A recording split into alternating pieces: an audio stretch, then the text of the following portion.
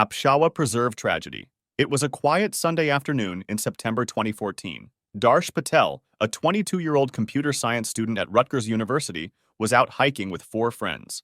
They had decided to explore the Apshawa Preserve, a densely wooded area in West Milford, New Jersey.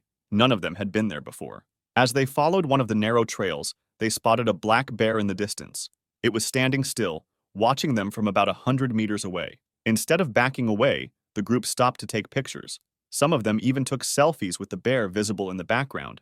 But the situation changed quickly. The bear began to move toward them. At first, it was a slow approach, almost cautious. Then its behavior became more focused and direct. It wasn't running, but it wasn't stopping either. The group panicked. They turned and ran in different directions. Darsh was last seen running down a separate path. The others lost sight of him. After reaching the edge of the preserve and realizing he hadn't made it out, they contacted the police. A search team was sent in. About 2 hours later, officers discovered Darsh's body approximately 60 yards off the trail. The injuries were severe. He had been bitten and clawed repeatedly. His clothes were torn, and the scene made it clear how violent the struggle had been. A black bear was still nearby when authorities arrived. It showed no fear of humans and didn't retreat, which is highly unusual. Officials decided the animal was too dangerous and had to be put down. Darsh's phone was found near his body. It was damaged, but several photos were recovered. Among them were images of the bear, taken shortly before the attack. These photos helped investigators piece together the timeline of events. The autopsy revealed that none of the injuries were instantly fatal. Darsh had died from blood loss. He was conscious during the attack and died slowly. It was the first fatal bear attack ever recorded in New Jersey in more than 150 years. The incident made national headlines, not only because of how tragic and brutal it was, but because it had been so clearly documented. A young man's final moments were captured through his own camera lens. Pazardzhik Forest Incident. On July 31, 2017, 31-year-old Tomika Gospodinov entered the forests near Pazardzhik in Bulgaria alone. He wasn't there for a hike or a legal hunt. He had come to set an illegal animal trap, the kind designed to capture large game with brutal efficiency. The trap was heavy and mechanical, built to clamp down with enormous force.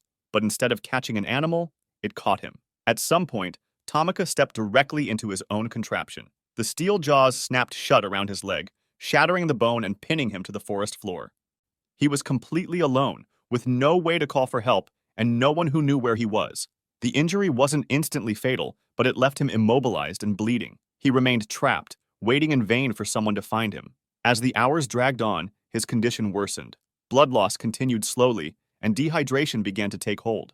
He was conscious, fully aware of what was happening, and unable to escape. Eventually, after he failed to return, authorities began searching the area.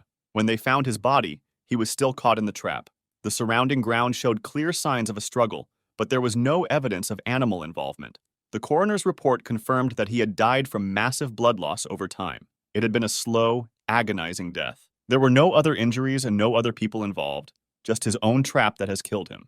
Compiègne Forest Tragedy. On January 19, 2015, the 30-year-old experienced hunter, Julien G., was taking part in an organized wild boar hunt with a group of fellow hunters.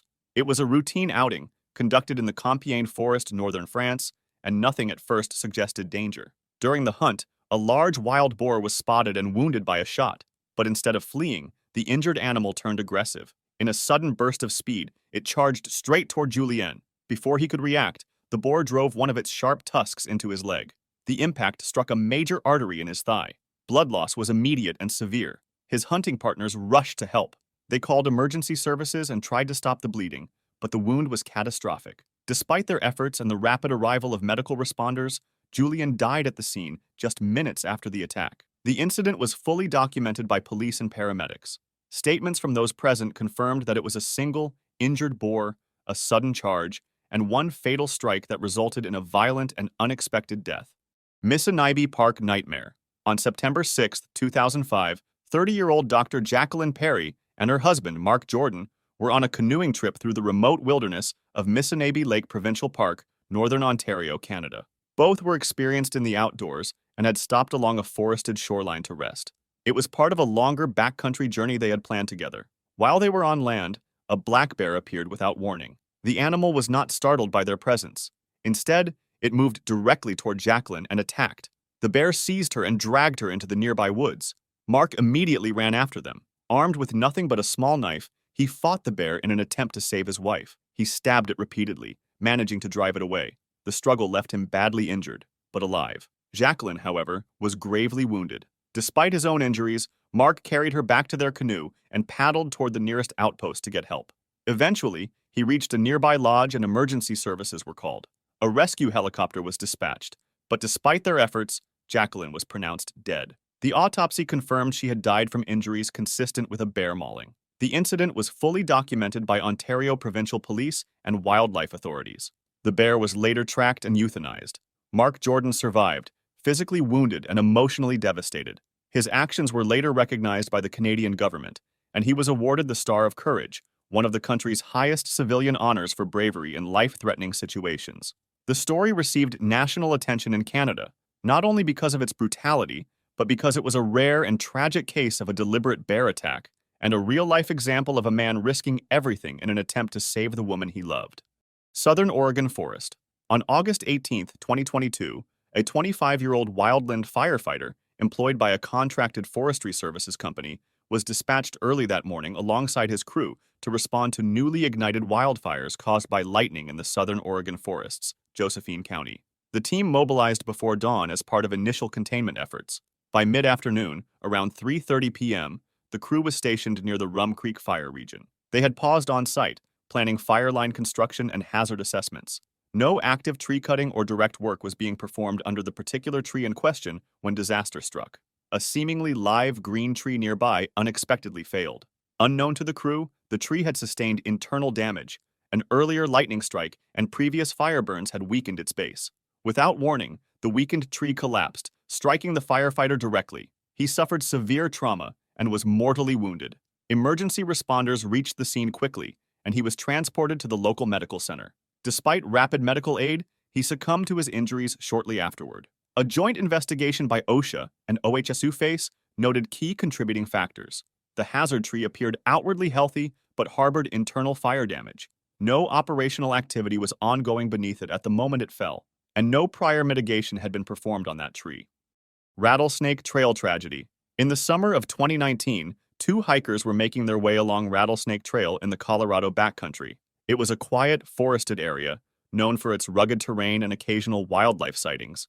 At some point during the hike, the two men unexpectedly came across a black bear and her cubs.